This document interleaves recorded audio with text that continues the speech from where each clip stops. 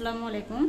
এখানে আমি সিম নিয়েছি, টমেটো নিয়েছি, আলু কয়েক পিস নিয়েছি, একটা আলু কেটে নিয়েছি, আর কাঁচা রসুন, জিরা আর কাঁচামরিচ, সরিষা বাটা নিয়েছি। এটা আমাদের উত্তরবঙ্গের রান্না। অনেকে মাছ দেয়, তো আমি মাছটা দিব না, কারণ মাছের আরেকটা আলু দিয়ে রান্না করব মাছ, এই জন্য মাছ ছাড়াই। তো এখন আমি পেঁয়াজ, হলুদের গুঁড়া আর লবণটা করে নিচ্ছি, দিয়ে দিচ্ছি। আসলে সিম রান্নার মধ্যে হলুদটা বেশি পড়লে খেতে ভালো লাগে না, গন্ধ লাগে। হলুদের পরিমাণটা আমি একটু কম দিলাম। এখন তেল দিব, আর তেলের পরিমাণটাও খুব কম দিব। তেল আসলে বেশি খাওয়াটা ঠিক না। এটা তারপরে আমি মাখায় নিব হাত দিয়ে। আমার মাখানোটা শেষ। আমি এখানে গরম পানি বসাইছিলাম চুলায়, সেই গরম পানিটাই আমি এখানে দিচ্ছি। এতটুকুই জাস্ট পানি দেবো, এই কাপ দিয়ে 1.5 কাপ পানি দেবো, শেষ আমার পানি দেওয়া। এতেই সিদ্ধ হয়ে যাবে। আমি এখানে বসিয়ে দিয়েছি তরকারিটা, এখন ঢাকনা দিলাম। এদিকে আমি ছোলা সিদ্ধ দিয়েছি, এটাও করে রান্না করবো আজকে। এই সিম রান্না, মিক্সড রান্না, এটা রান্নায় হচ্ছে আপনার ঝোল থাকে না, পুরোটাই শুকনা থাকে,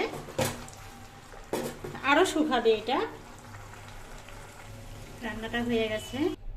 আমি এবার আলু দিয়ে মাছ রান্না করব, সেটা এখন বসাই দিচ্ছি। তেল দিলাম, পেঁয়াজ দিচ্ছি। আমার তরকারির পরিমাণ অল্প, তাই অল্প করে আমি হচ্ছে আদা রসুন বাটা ব্যবহার করব।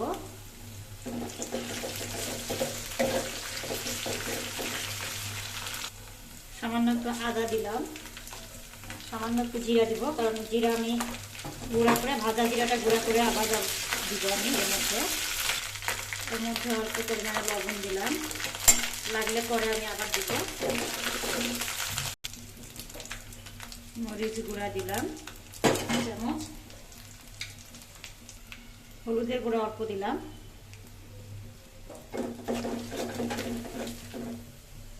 সাইডের চুলায় আমি গরম পানি দিয়েছিলাম, এখন মশলাটা কষানো হয়ে গেছে। আমি গরম পানি দিলাম, পানি দিয়ে কষায় নিব। এখন আমি মশলা কষানো হয়ে গেছে, এখন আমি আলু আর টমেটোটা দিয়ে দিলাম।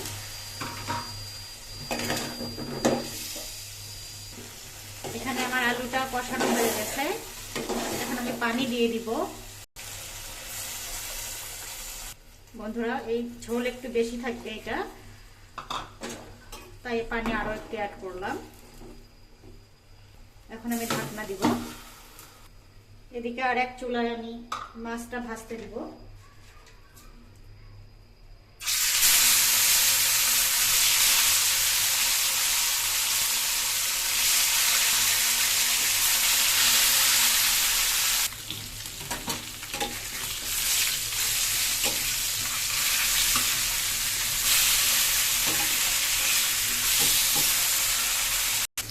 আমার মাছটা ভাজা হয়ে গেছে।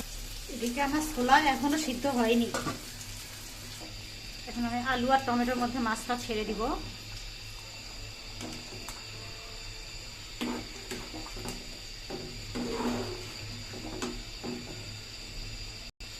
আবার ঢাকনা দিচ্ছি। আর রান্নাটা আমার হয়ে গেছে।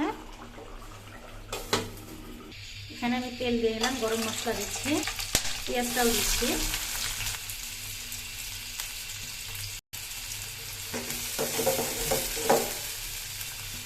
এখানে আমি কাঁচা পেঁয়াজ দিয়ে,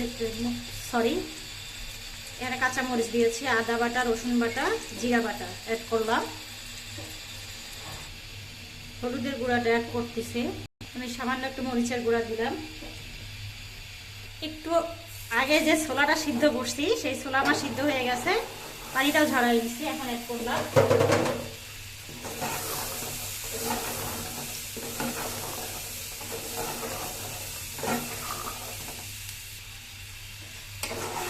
অবশ্য এখন লবণ দেইনি, কারণ লবণ সিদ্ধ করার সময় আমি লবণটা দিয়েছিলাম, ছোলা সিদ্ধ।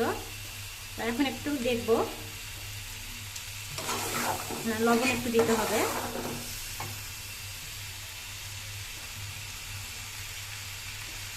লবণ একটু দিয়ে দিলাম আমি।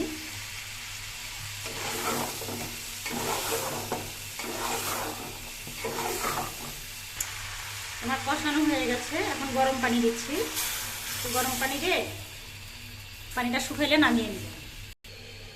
আমার এইটা হয়ে গেছে, ছোলাটা সম্ভবত, হ্যাঁ হয়ে গেছে, একদম পারফেক্ট হয়েছে, আর কোনো কিছুই নেই।